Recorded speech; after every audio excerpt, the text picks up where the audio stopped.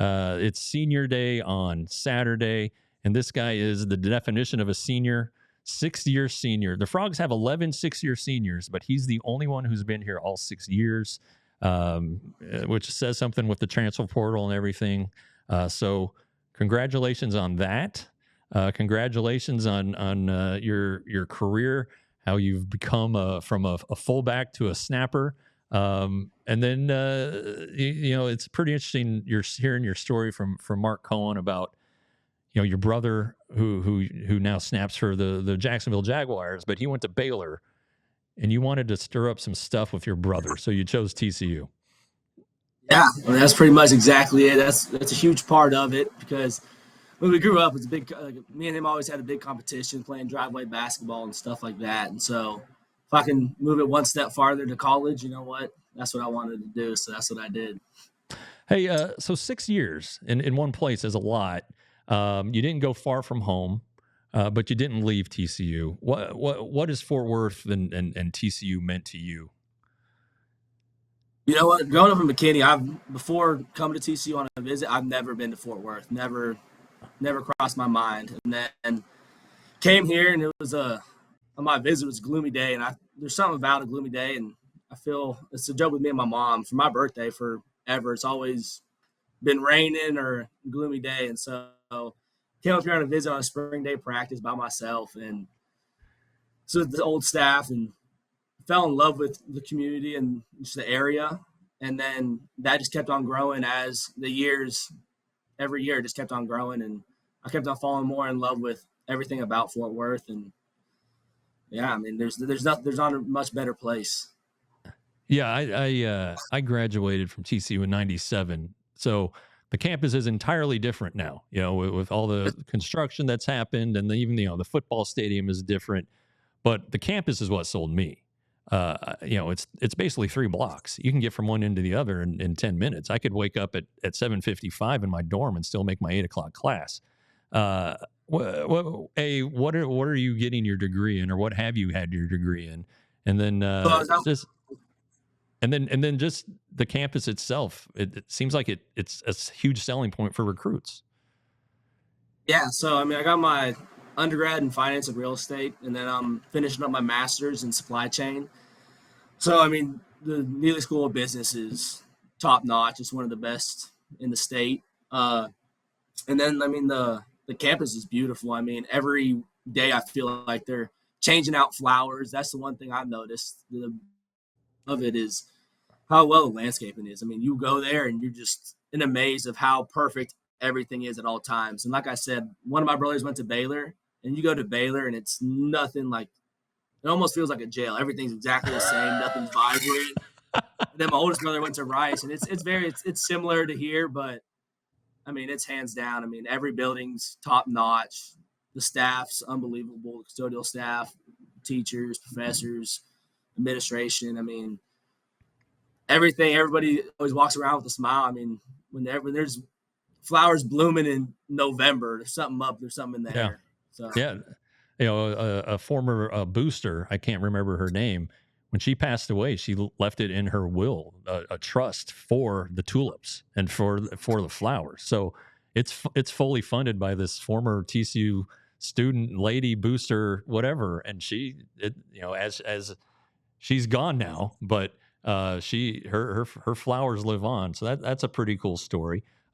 Tanner, who's the producer, he went to the prison in Waco. So I visited TCU and I visited Baylor, and advantage TCU on the campus. There's no question. No comment. No comment. Speaking of Waco, you were the snapper on the memorable bazooka play in 2022 to beat Baylor. What do you remember about that play? Well, I mean, it's pretty funny. Whenever the play happened, I couldn't tell you anything. I mean, it's just, I just heard the crowd screaming. We went through our normal operation, and then the whole stadium went silent. But I mean, that play, I mean, it's something special. I mean, it's something that we work on every single day.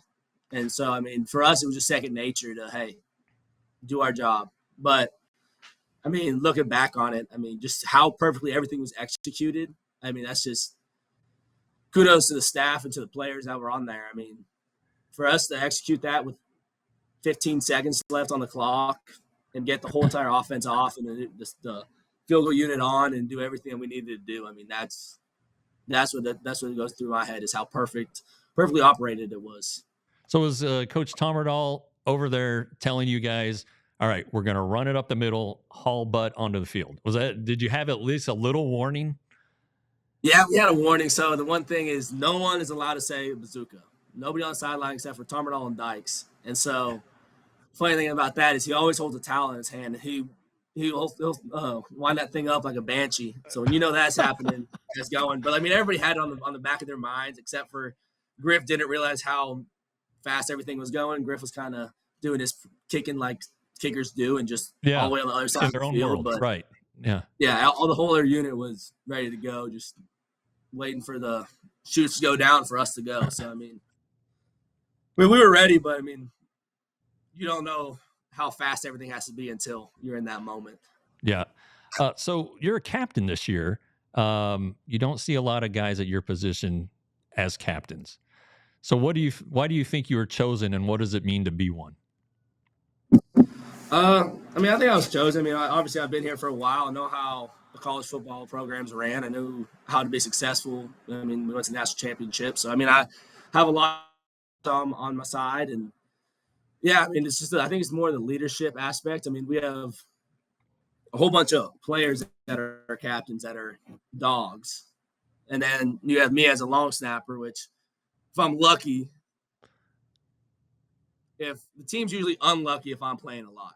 That's the bad part. If I'm playing a lot, hopefully it's only field goals. But no, I mean, I feel like, I mean, it definitely has to be to my leadership style. And I mean, I'm a very vocal guy and getting people going and bring the energy. And so, I mean, I feel like I'm more of the person that's on the sideline, making sure everybody's keeping on going and energy's always high, rather than being the person like Savion scoring touchdowns every other play and Josh Hoover throwing touchdowns to Savion and all that. Yeah. So, I mean, I'm more of definitely the sideline leader of making sure everybody's where they're supposed to be and just keeping everybody's morales up whenever things go back down, and then keeping everybody pretty much level-headed and keeping the energy high. But when you were in high school, you didn't want to snap, and no. You hated it. I saw you say. So how did this all take place? How did this transformation happen? Yeah, so in high school, I snapped 2 times because our coaches knew my brother snapped. So they put me in the game. They're like, "Hey, snap the ball." Two punts got blocked. So they're like, "Yep, you're not doing that no more. You're gonna be on the shield." And I always during high school, I always wanted to be the punter. So I was the backup punter, but I was also on the shield. And so I just never long snapping is not a fun position. I mean, now it is, but in high school, I was playing linebacker, tight end. I didn't want to snap the ball. And then come to TCU. I'm playing fullback, and we're getting ready to play Baylor. And Coach A at the time was my tight end coach. He's like, "You didn't tell us your brother was a snapper at Baylor." I was like, "Yeah, I mean, yeah, he's a snapper at Baylor. I mean, I don't know what else you want to tell you." And then he goes, "Oh," threw me a ball. He's like, "Snap this." And then snapped it. He's like, "All right." And we did it for like 15 minutes. And he's like, "All right, well, you're probably going to be the snapper. Like if something happens, you're going to be there in case Antonio goes down." So I was doing that path for 2 years. Enjoyed it. Whenever it was almost my time to go, I was like, "Oh wait, I don't know if I'm ready to snap. I'm all taped up, wrist taped, like not ready. I'm a fullback." But then whenever this new staff came in, Antonio had left, and so I was like, you know what, this is the perfect time for me to learn how to actually snap and actually want to do this as a passion. And so the 2022 year is my first year actually snapping and doing that. I was still playing fullback for majority of that year. I think that year really made me fall in love with snapping, and I mean, hopefully I can go farther in it. But I mean, I love doing it, and it's an awesome experience. Yeah, are we looking at future brothers in the NFL here? Fingers crossed. If everything goes how I'm praying it is, everything should happen. Yeah, that'd be a kick-ass story. All right, so Saturday is senior day. Mom and dad are gonna be on the field. Have you thought about what you're gonna be feeling? There's a lot of excitement because the odds that it's my senior day and my brother's bye week, so I have all both my brothers coming in town. Oh, So that's awesome. he hasn't been able to see me a lot. But yeah, so I mean that's honestly what I'm probably more excited than senior day. I mean the emotions are going to be high.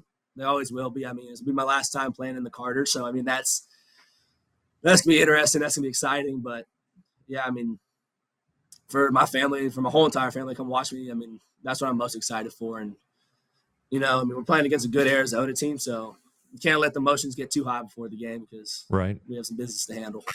That's right. All right, well, keep the good vibes going. Beat Arizona. Go ahead and beat Cincinnati. Go ahead and win your bowl game. Go out on the highest note you possibly can. Thanks for joining us. It was good meeting you yesterday, even though it was while we were whispering with Mark Cohen. But thanks for coming on the show. I really appreciate you. Yes, sir. I appreciate you for having me. We all silly like the mayor.